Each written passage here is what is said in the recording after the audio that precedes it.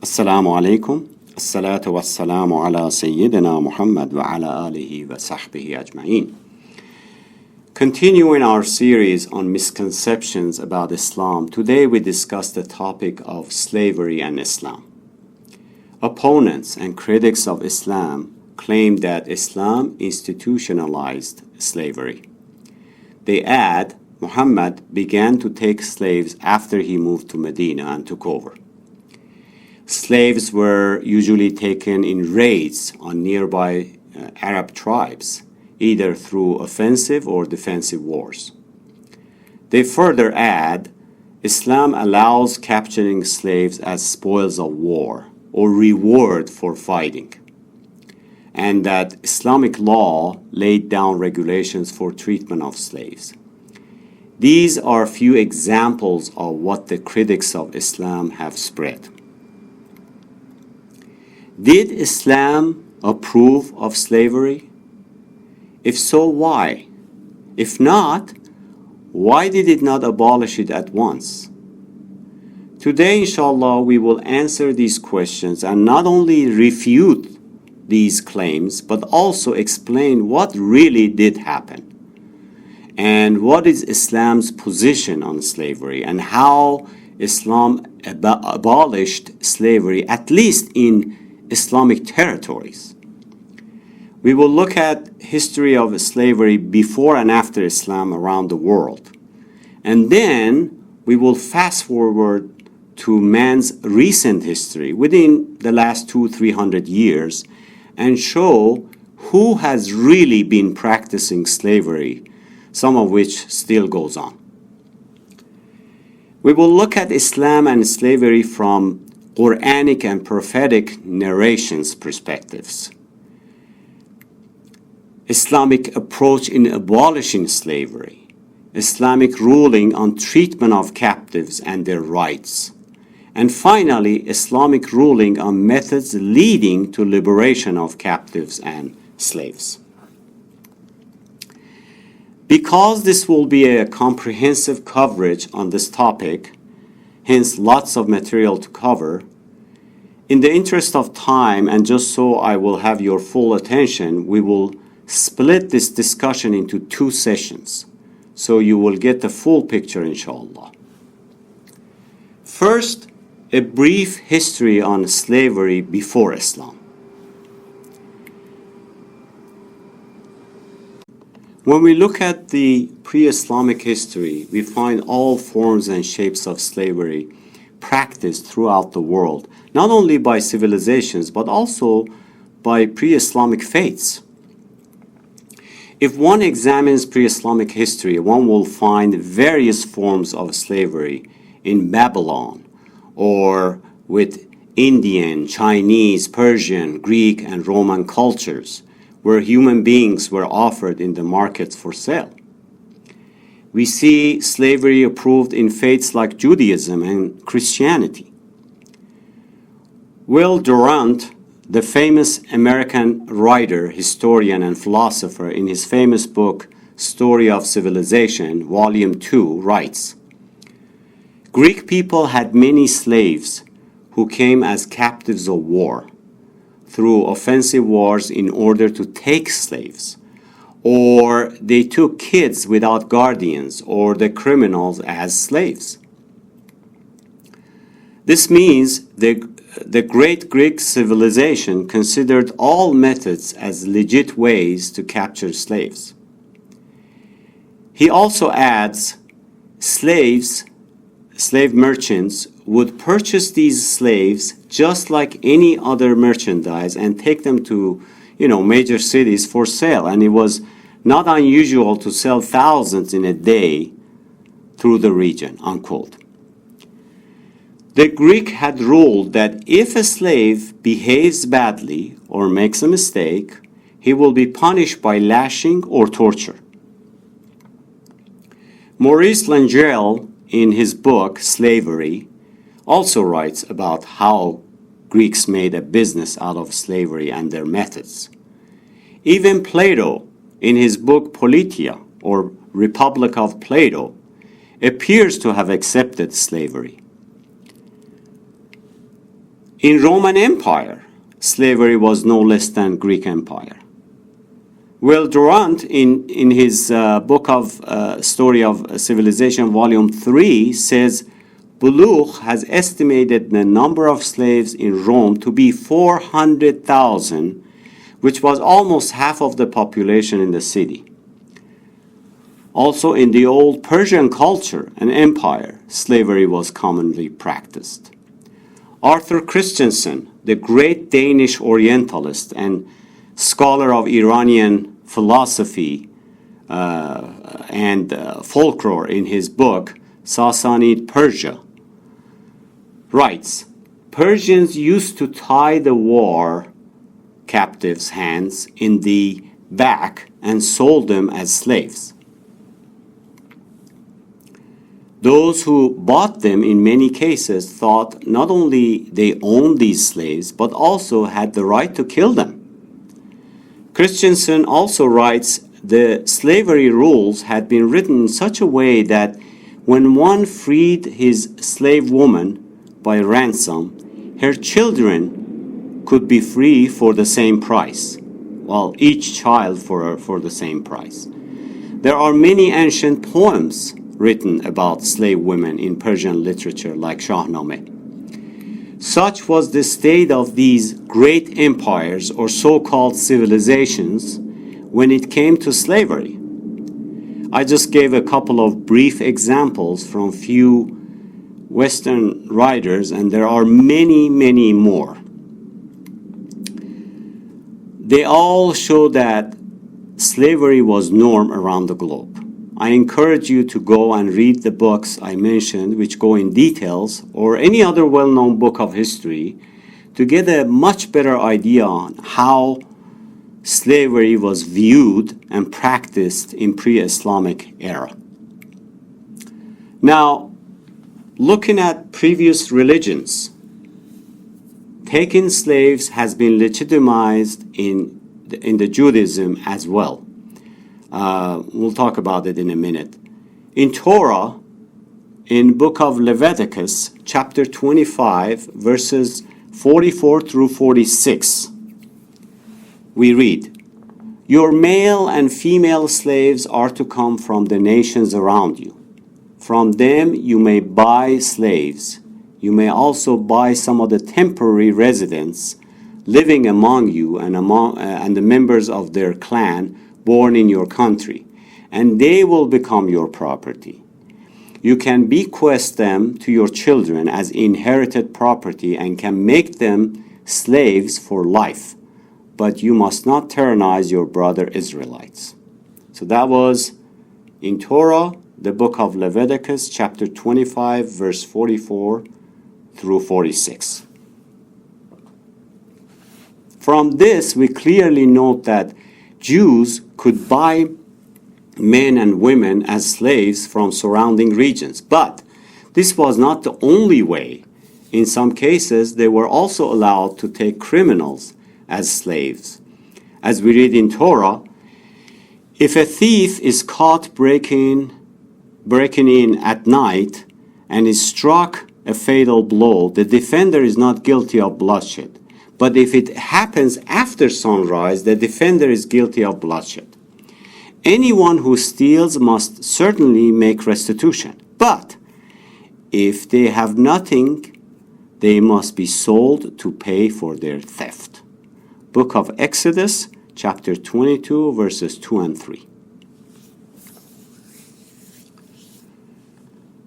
Being poor was also a reason for slavery, in that one who was poor could sell himself as a slave to the rich, and being from the same faith did not stop them. Again, in Torah, we read, If any of your fellow Israelites become poor and sell themselves to you, do not make them work as slaves. Leviticus chapter 25, verse 39. According to Torah, the slave owner could also beat the slave as long as he or she did not die and recover after a few days. In the book of Exodus, chapter 21, verses 20 and 21, we read, anyone who beats their male or female slave with a cane must be punished if the slave dies as a direct result. But they are not to be punished if the slave recovers after a day or two, since the slave is their property. Now, what about slavery from the perspective of Christianity? In Christian faith, there is no injunction forbidding slavery, and the Gospel, Bible, actually confirms and approves the laws and rulings from Torah. Paul, who is considered divine and much devout among Christians, in his letter to Ephesians writes, "O slaves, obey your human lords with fear and anxiety as you obey Christ." Chapter 6, verse 5. The old philosophers and great Christian priests have also considered slavery legitimate and a just act, and refused to oppose it. St. Augustine, the famous philosopher and a saint, has considered slavery as a form of redemption or paying debt to God. Maurice Langell, in his book Slavery, writes, "Slavery, according to St. Augustine's tradition, is recognized as a punishment and justice that is imposed for the sin of the guilty." Unquote.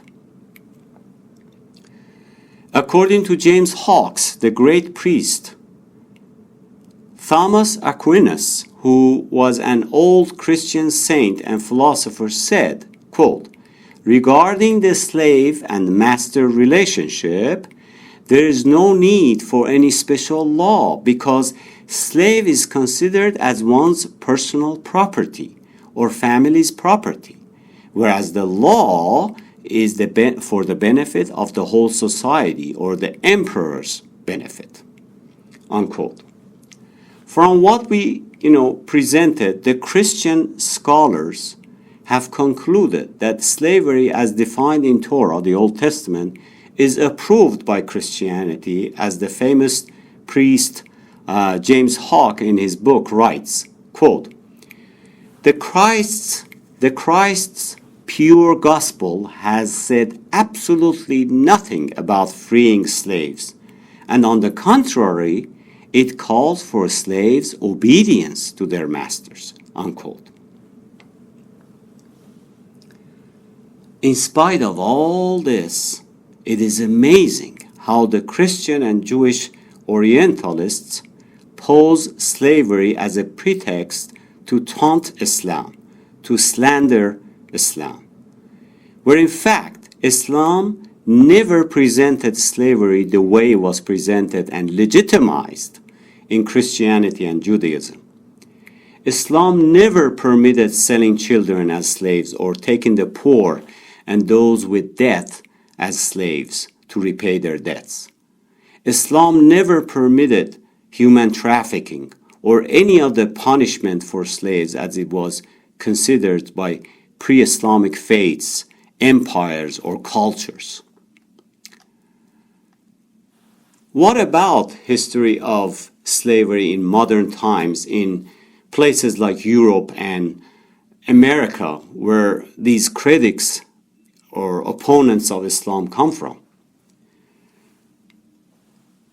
While Islam gradually abolished slavery about 1400 years ago, and we will talk more about that later, slavery continued through 1800s and 1900s as a common practice throughout the Western region, Western world, in classic form or other forms. First, Europeans would steal or kidnap large number of people from the land or the sea and then sell them as slaves. There were real slave markets where slave merchants, especially through sales of black slaves, came to accumulate great wealth and affluence up to 18th century, when they slowly started drawing criticism, finally, against slavery. Many countries opposed freeing slaves. After the French Revolution, as a result of Abraham Lincoln's effort in 1860s, slavery in its classic form was abrogated in Europe and America. As early as 1849, Abraham Lincoln believed that slaves should be liberated, advocating a program in which they would be freed gradually. To gain support, he proposed that slave owners be compensated for giving up their property. Support was not forthcoming because for Southern states, slavery was an economic issue. And for Northern states, where those who favored abolishment and those lived there, the slavery was a moral issue. Slavery became the cause of American Civil War. And 3 million Americans fought the war on American soil, and many were killed. Poor farmers in the northern states never saw a slave, and poor farmers in southern states could not afford to own one. So slaves were for more affluent in middle or upper classes who could afford to buy them. In September of 1862, after the Union's victory, Lincoln issued a preliminary decree stating that unless the rebellious states returned to the Union by January 1st, freedom would be granted to slaves within those states.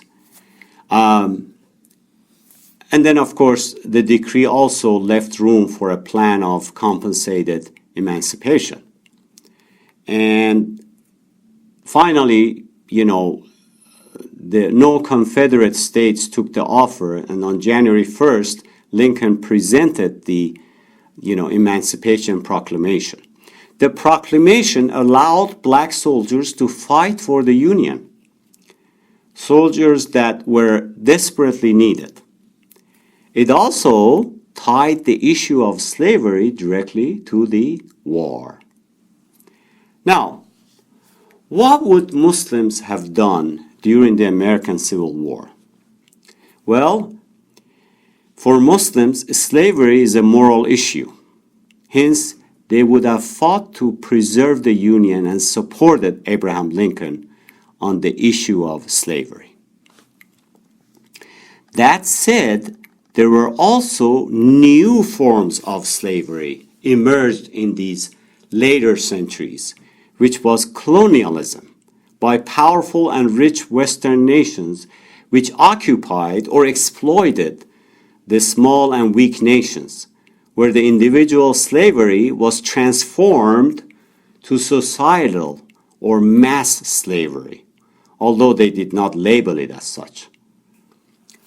From Italian takeover of Libya to French colonialism of Algeria, Morocco, Tunisia, and other parts of Africa and Asia, to exploitation and colonialism of Britain throughout its colonies in Asia and other parts of the world, they all disclose and demonstrate a new form of slavery which, was actually placed in those later years, in the recent years. And then, of course, we had the world wars. And that begs the question, isn't the ugly and unjust treatment of prisoners and citizens of defeated countries in the two world wars by England, France, Germany, and Russia, and later Americans in Vietnam and Iraq War, more reprehensible than the old classic form of slavery? What about all the sex trafficking or human trafficking for free labor that's going on throughout the world, and all the labor camps and sweatshops in Asia where people are working over 16-hour shifts for minuscule wages, all happening even today? It is amazing that West knows all about these and acknowledges it, yet slanders Islam for practicing slavery. So we talked about the history of slavery before and after Islam around the world. Now let's talk about the slavery in Arabia before and after Islam. Islam merged in a society where slavery was common and cultural and practiced with cruelty, much like other places and cultures we mentioned. Mecca being the center for commerce, slave merchants would bring slaves that were called nakhas and sell them in slave markets. It was customary that once purchased, the new owner would put a rope around the slave's neck and pull him like an animal to his home. What were the methods used in capturing slaves among the pagan Arabs? Just like other cultures and nations, they had various methods, like those with, for example, with a loan, who could not pay their debt would be taken as slave instead. Or a free person who lost in a gamble or a game, would be taken as a slave. And of course, although seldom, through personal fights, and then of course battles. They treated their slaves with cruelty and forced the slaves, the slave women, to prostitution, which is why there is actually a verse in the Quran that says, أعوذ بالله من الشيطان الرجيم ولا تكرهوا فتياتكم على البغاء إن أردنا تحسنا. And do not force your slave girls to prostitution when they desire chastity. Chapter 24, verse 33. And then there were those who married their slave women, and when they had children, the owner would enslave the children as well. All this went on in pre-Islamic time, as the society was deeply entrenched with slavery.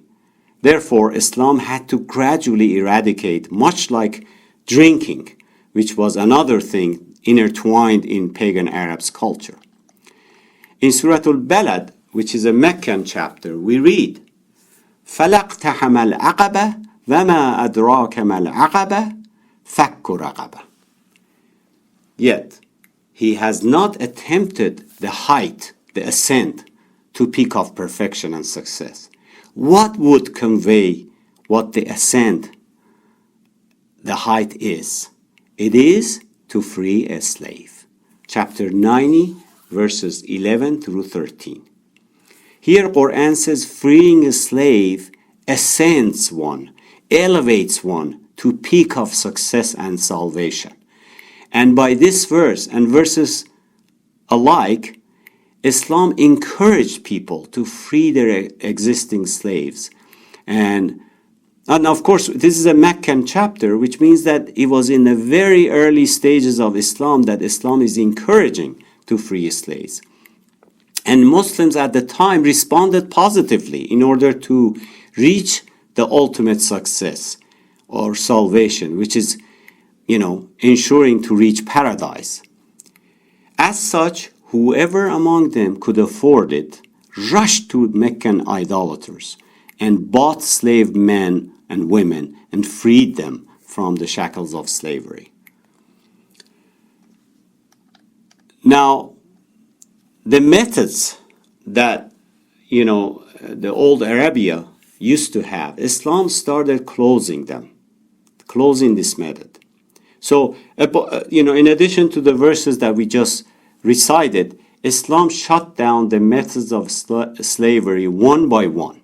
As we discussed, pagan Arabs used to take the one who had debt and unable to pay it off as a slave.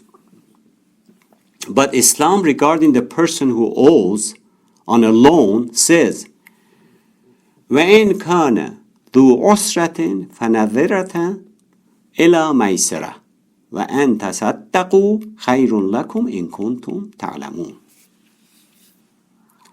If the one who owes is in a difficulty, grant him time till it's easy for him to repay. But if you remit or forgive it by way of charity, that is best for you if you only knew. Chapter 2, verse 280.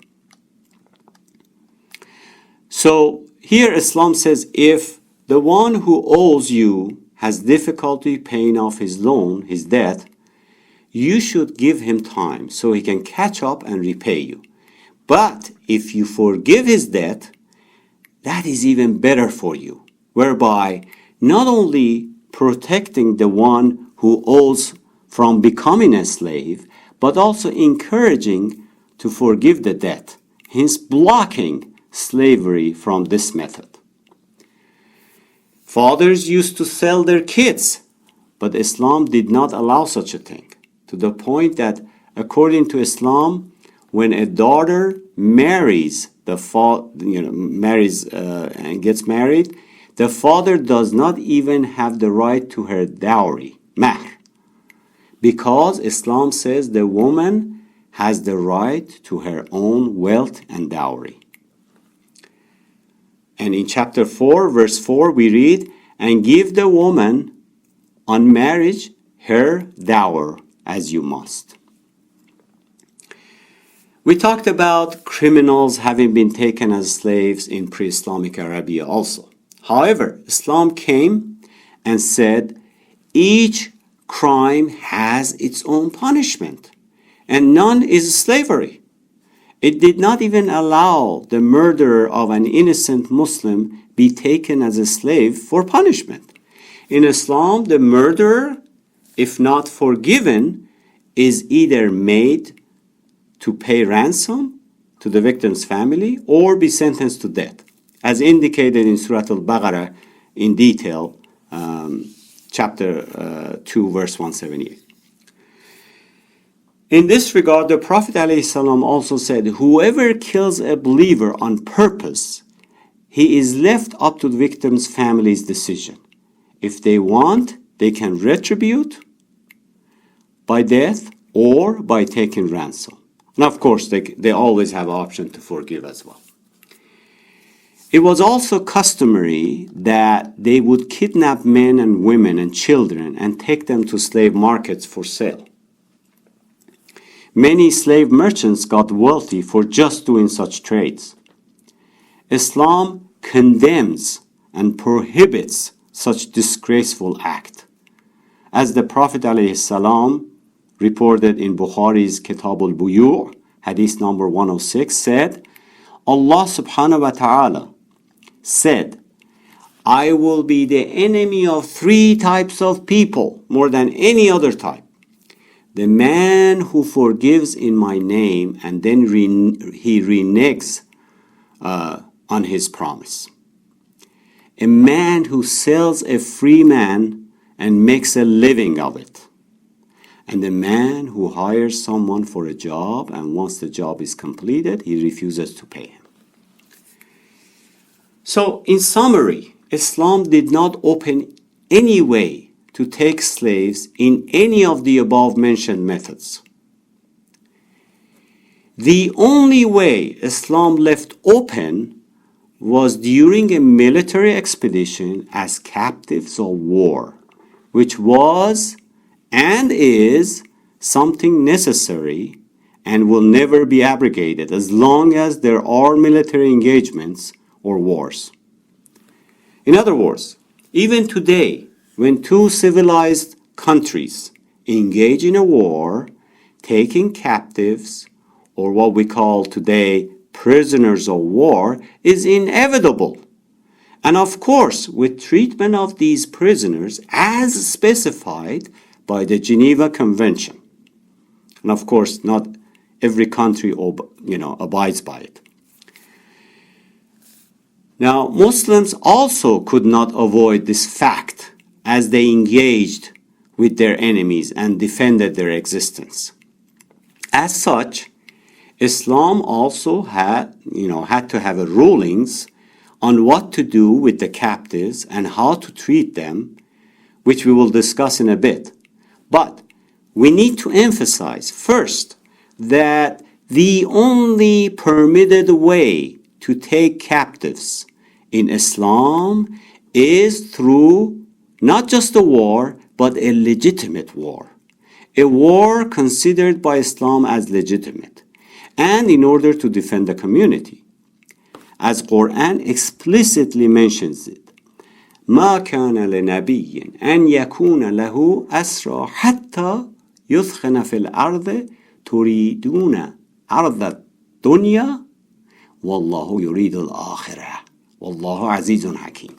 It is not for any prophet to have captives of war until he has thoroughly subdued the land. You desire the enticement of this world, and Allah desires for you the hereafter. And Allah is mighty wise. Chapter 8, verse 67. Here, Yudkhana refers to a real war that has been physically executed in a land. And as a result, captives have been taken. And the purpose was to subdue the enemy or stop their aggression, not the spoils of war and not to take captives. If we look at the prominent books of history and seerah, biography, we find that there were not many new Muslims from the pagan days who owned slaves, and those who still had them, with Quran's encouragement, gradually freed them. According to Ibn Hisham's biography of the Prophet, Volume 1, and Tarikh al-Umam wal-Muluk, Volume 2, with migrant Muslims to Medina and Abyssinia, there are no mentions of slaves. And among the early Muslims, if there were few remained in Muslims' hand, they were freed according to the ruling called Ummul Walad, which we will talk about later. However, captives after migration who were captured in a war,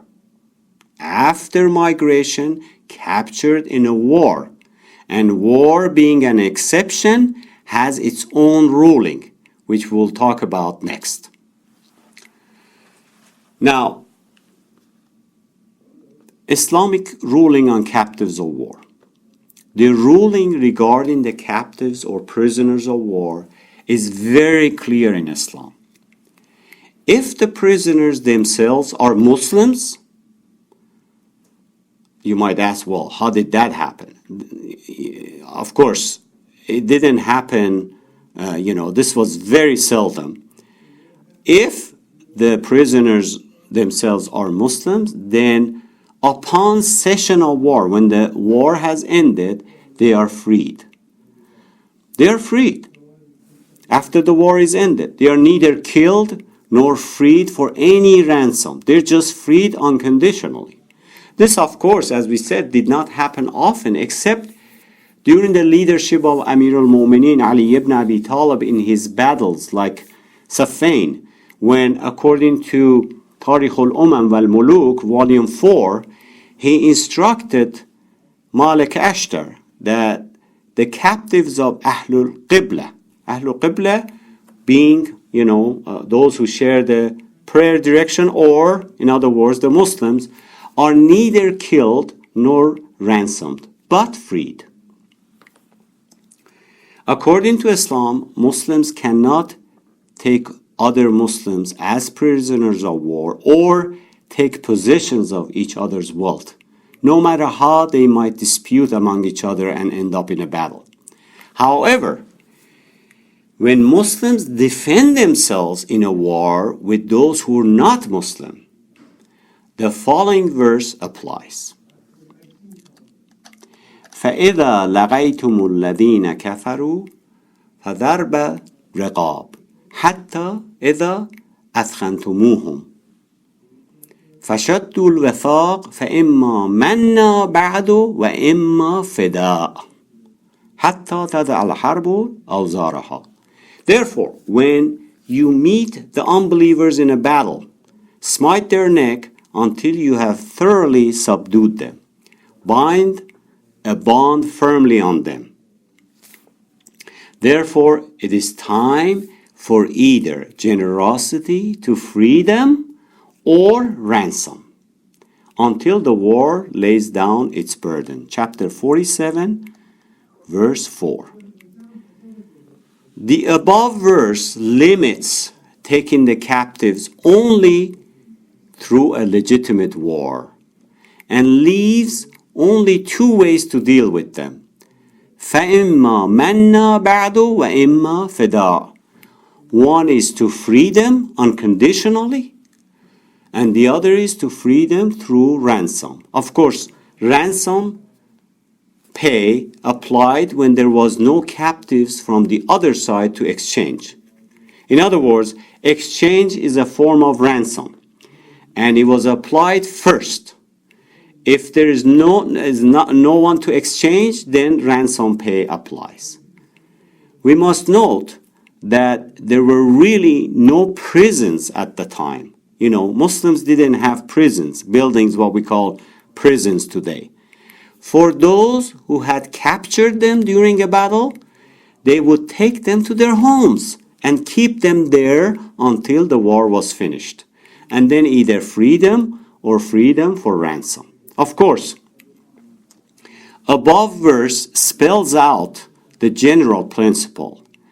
And just like other rulings in Islam, there are exceptions. For example, if the captive has committed great crimes, he's a war criminal, or he was freed on the condition that he will not fight against Muslims again, but then he returned and fought the Muslims again, he came back to the battle, these types are treated specifically by the judge and may be executed or kept in captivity. Otherwise, the principle of فَإِمَّا مَنَّا بَعْدُ وَإِمَّا فِدَاء remains as a general rule. And we see many examples of this ruling where Prophet ﷺ freed many captives without ransom, or sometimes with ransom taken from their wealthy. According to Ibn Hisham Sirah, Volume 4, and Al-Maghazi, Volume 2, in Battle of Hawazin, he freed 6,000 captives. 6,000 captives. And that is how, Islam treated the prisoners or captives of war. And inshallah, we will end here, but inshallah next time we will continue how did, once captured, how did Muslim, according to Islamic rules and laws, treat the captives? That is very important to contrast against what happened with non-Muslims throughout the world. أعوذ بالله من الشيطان الرجيم والعصر إن الإنسان لفي خسر إلا الذين آمنوا وعملوا الصالحات وتواصوا بالحق وتواصوا بالصبر والسلام على من اتبع الهدى.